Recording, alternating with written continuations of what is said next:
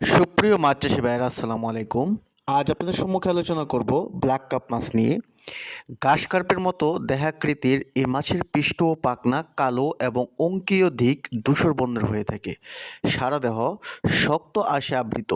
এদের উন্নত মানের মোলারিফর্ম দাঁত বিদ্যমান রয়েছে, যা শামুক এবং ঝিনুক চূর্ণ করতে সহায়তা করে। পানির নিচের স্তরে এরা বসবাস করে এবং ছোট অবস্থায় জিওপ্ল্যাঙ্কটন, আর্থ্রোপোডা লার্ভা এবং ডিম খেয়ে থাকে। বড় হলে এরা শামুক ও জলজ পোকা খেয়ে জীবন ধারণ করে থাকে। প্রতি বছর 5 থেকে 6 কেজি ওজনেও উন্নতি করা সম্ভব হয়। তবে অবশ্যই আপনাকে উন্নত মানের মাছ থেকে উৎপাদন করা অরিজিনাল ব্ল্যাক কাপ মাছের পোনা সংগ্রহ করতে হবে।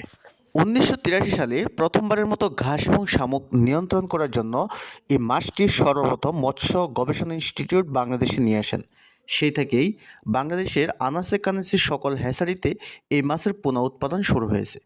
আপনারা ব্ল্যাক কাপ মাছের অরিজিনাল যে কোনো সাইজের মাছের পোনা আমাদের কাছ থেকে নিতে পারবেন। এই ভিডিওর ডেসক্রিপশন বক্সে হ্যাচারির ঠিকানা দেওয়া আছে, অথবা স্ক্রিনে যে নাম্বার রয়েছে সেই নাম্বারে কল করে সারা বাংলাদেশ থেকে হোম ডেলিভারির মাধ্যমে অরিজিনাল ব্ল্যাক কাপ মাছের পোনা আপনারা সংগ্রহ করতে পারবেন।